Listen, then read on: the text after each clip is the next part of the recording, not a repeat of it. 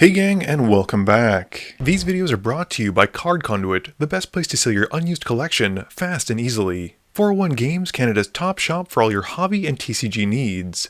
Dragon Shield, the strongest sleeves for your strongest decks. Moxfield, the easiest way to store and share your deck list. Fred wins the die roll and starts us off. He draws for turn and plays a mountain.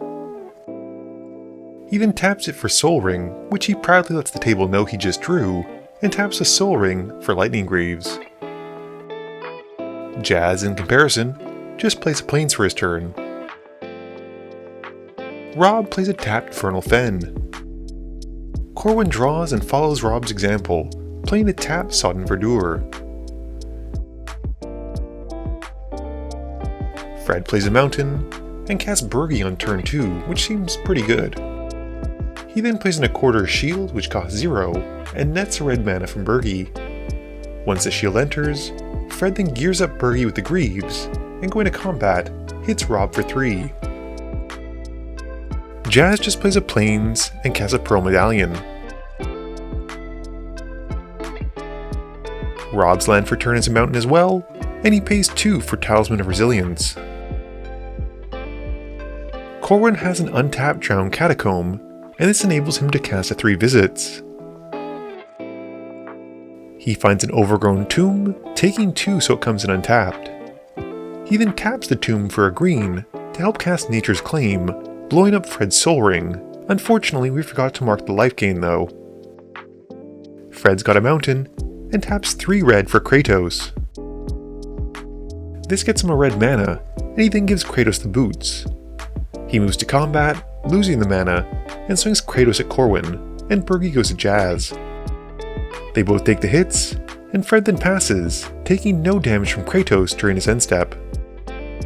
Jazz's land drop is a Temple of the False God, and he learns his lesson to not include it, and pays 2 mana for a Felwar Stone before passing to Rob.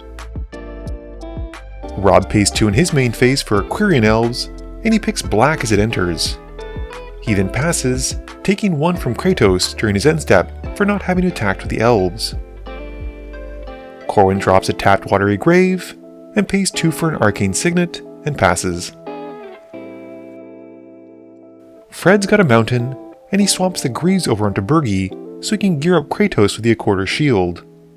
He then equips the Greaves back onto Kratos, and going to combat, swings Kratos at Rob, and Burgi once more goes at Jazz.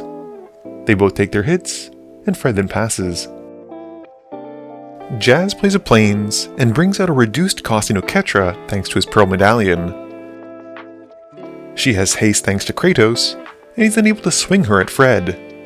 Fred takes the hit for 6, and Jazz passes. Rob plays a Swamp for turn, and then taps enough for Massacre Girl, Known Killer. His stuff also has haste, so Massacre Girl goes at Fred. Fred takes the hit for 4, and Rob then passes turn. He once more takes 1 from his Elves not attacking, and we move to Corwin. Corwin plays a Swamp, and pays 5 mana from Maralen in his main phase. As she comes in, he exiles Jazz's top 2 cards, hitting 2 lands. He goes to combat and swings Maralen at Rob. Rob takes the hit for 4, and Corwin passes. Fred's got another mountain, surprise surprise, and pays 3 mana for Manichi in his main phase. This nets him 1 red mana from Burgi.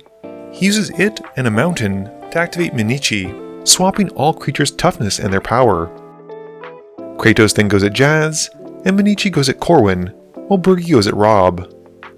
They all take their hits, and Fred passes, not taking any damage from his commander during the end step. Jazz is really missing those lands that Corwin exiled, and he pays 1 white for an Heir Apparent, making the theme of the deck very apparent. This makes him a zombie token from Oketra on cast. He then casts his second Heir Apparent, making a zombie on cast, and then a rabbit token as it enters. We then go for the hat trick this turn with his third, making another zombie, and then 2 rabbits as it enters. This is both good and bad for Jazz, since he's able to swing everything, but if he doesn't, he's gonna get hurt. He decides to swing all of his zombies and Oketra at Fred, and all of the Heir Apparents at Rob. Fred blocks 1 zombie with Kratos, and Rob just takes the full hit. Going to his end step, Jazz then takes 3 from Kratos because of the rabbit tokens not having attacked. Rob casts his commander, the Reaper King No More, in his main phase. As it enters, he puts one of the -1/-1 counters onto Bergi, and the other one onto God Eternal Oketra. Once that's done, he casts Assassin's Trophy, taking 1 from his talisman for tapping it for black mana, and destroys Bergi. With her getting taken out and having a -1/-1 counter, Rob is able to steal her, and Fred gets to go and find a land. Moving to combat, Massacre Girl then goes at Fred again for 4. We then move to his end step, and Rob loses 3 from the creatures that didn't attack. Corwin untaps and draws. He plays an island for turn, and just keeps his mana open and passes to Fred. Fred draws for turn and plays a mountain. In his main phase he casts Wheel of Fortune, which Jazz and Rob have no response to, but Corwin does however. He flashes in Nimrus. Because it's a fairy, he gets a Maralen trigger, and exiles Fred's top 2 cards, which unfortunately are creatures so he can't cast anyway. The wheel then resolves, and the table discards their hands and draws a fresh 7. Fred then keeps digging with a Faithless Looting, drawing 2 and discarding 2 mountains. He then pays 2 mana for Break Through the Line, and this has Jazz offering Fred a deal. He promises not to swing at Fred for 1 turn, assuming Fred doesn't take him out right now. Fred agrees to this, and goes to combat. He swings Kratos at Corwin, and before moving to blocks, Corwin flashes out a Quickling. This triggers Maralen, exiling Jazz's top 2 cards.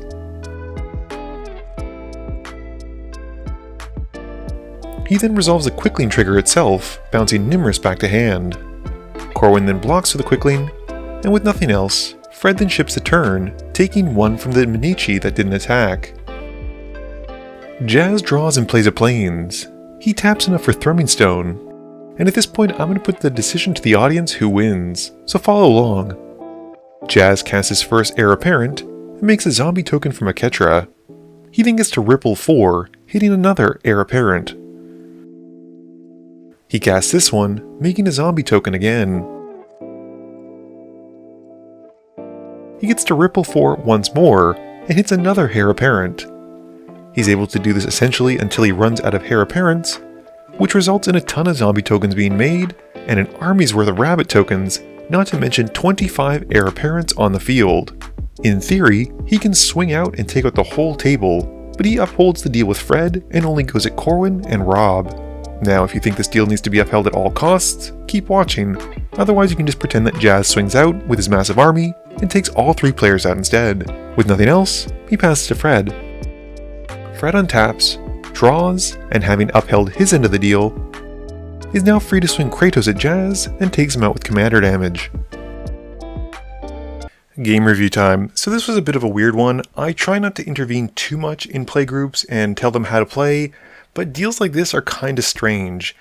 Because of the Wheel of Fortune, Jazz was able to draw into a win condition, which for his deck was Thrumming Stone, which unfortunately would not have been as powerful if it weren't for the fact that Kratos was out, so it's this kind of weird compounding thing which typically happens with Commander and a bunch of cards that grant universal things.